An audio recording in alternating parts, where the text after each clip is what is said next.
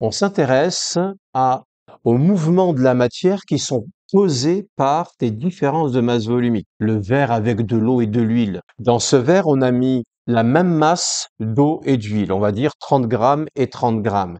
Eh bien, même si je mélange et que je fais des bulles et que c'est tout ce que je veux, au bout d'un moment, si je laisse reposer, l'eau sera toujours en bas. C'est non négociable.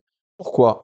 Mais parce que la masse volumique de l'eau est plus élevée que celle de l'huile, donc l'eau se retrouve en bas. À retenir comme règle fondamentale, la matière dont la masse volumique est la plus élevée descend en profondeur et la matière dont la masse volumique est la plus faible reste à la surface.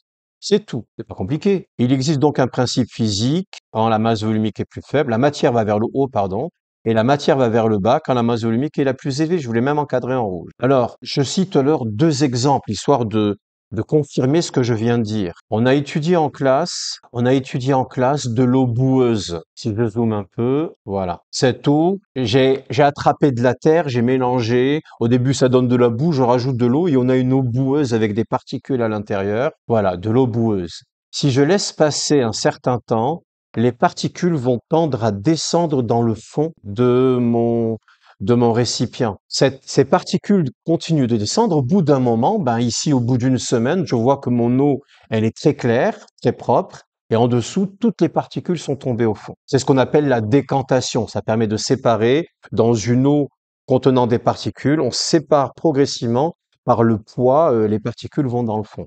Il n'y a rien de compliqué. Mais la question devient, oui, mais pourquoi les particules, elles tombent au fond? Pourquoi elles ne restent pas à flotter à la surface? C'est une question intéressante, mais en fait, c'est très simple. Les particules ont une masse volumique plus grande que celle de l'eau. Du coup, elles tendent à descendre au fond et l'eau tend à remonter en surface.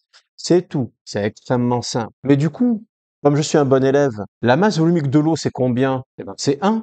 Et dans ce cas-là, si la masse volumique de l'eau, c'est 1, eh bien, ça veut dire que les particules ont une masse volumique un peu supérieure à celle de l'eau. Donc cet exemple-là, il est très simple. Le deuxième, il n'est pas plus compliqué. On l'a fait en classe. Vous avez ici un magnifique iceberg. Donc, qu'est-ce qu'on voit? Je vois un iceberg qui est en train de flotter dans de l'eau. Il n'y a rien de compliqué. Si je vois un iceberg qui est en train de flotter, c'est-à-dire que l'iceberg, il reste en haut et l'eau, elle reste en bas. Mais du coup, je commence à réfléchir. Je me dis, la glace a donc une masse volumique plus faible que celle de l'eau, puisqu'elle reste en haut et l'eau passe en bas. C'est très simple. Mais comme l'eau a une masse volumique de 1, eh bien, on peut supposer dans ce cas-là que l'iceberg a une masse volumique inférieure à 1. Donc, c'est ce qui est écrit ici.